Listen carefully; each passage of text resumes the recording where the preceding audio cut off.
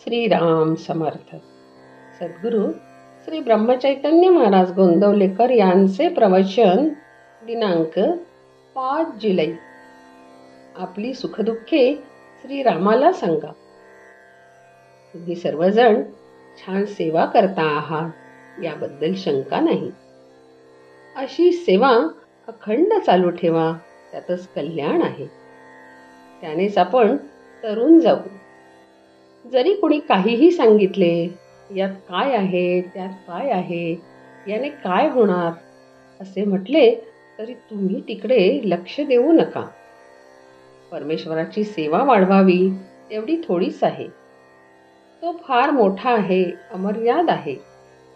त्याला पाहायला तशी सेवाही फार मोठी करायला पाहिजे. त्याला पाहण्यासाठी तशी मोठी शक्तीही आपल्याला लागेल. अर्जुनाला श्रीकृष्ण परमात्म्याने दिव्य दृष्टी देऊन दर्शन घडविले. ती दिव्य दृष्टी आपल्याजवळ नाही, पण ती मिळविण्याची शक्ती आपल्याजवळ आहे. भक्तीची प्रगती ही खरी शक्ती, आणि त्याकरिता अखंड नामस्मरण हेच खरे साधन. श्रीराम प्रभू आपल्या घरातला कोणीतरी आहे, याबद्दल खात्री बाळगा. त्याला तुम्ही आपली सुखदुःखे सांगा. दिवसाकाठी एकदा तरी रामापुढे उभे राहून त्याला अनन्य भावाने शरण जा. दिवस आनंदात जाईल आणि तुमचे दुःख दूर होईल.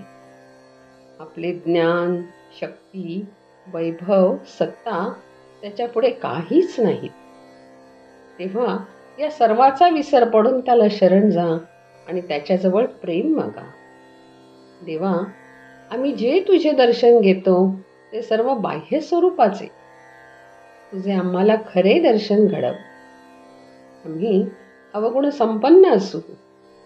तुझे दर्शन व्हावे एवढी सेवा आमच्याजवळ नाही, परंतु तू आता आम्हाला क्षमा कर.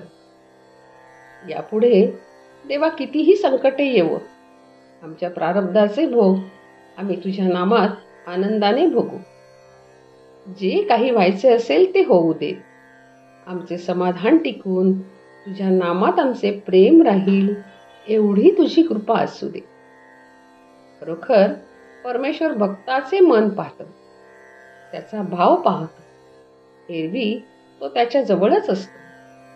जो श्रद्धेने परमेश्वराचे चिंतन करतो, त्याला परमेश्वर जवळ असून आपल्याला तो मदत करायला सिद्ध आहे याची खात्रीच असते. आपल्याला 2 मार्ग आहेत, एक श्रद्धेचा आणि दुसरा अनुभवाचा.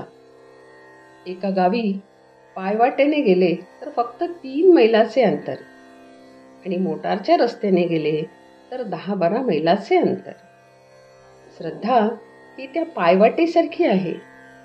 तिने चालले तर अंतर कमी पडेल. मोटारीचा मार्ग म्हणजे अनुभवाचा मार्ग.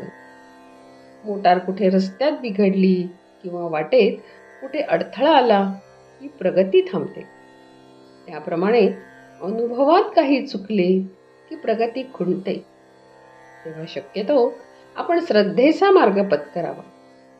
सद्गुरूच्या शब्दावर विश्वास ठेवून श्रद्धेने आणि प्रेमाने नाम घ्यावे. भगवंताचे नाम सिद्ध करून देणे हाच संतांचा जगावर सर्वात मोठा उपकार होय. जानकी जीवन स्मरण जय जय राम.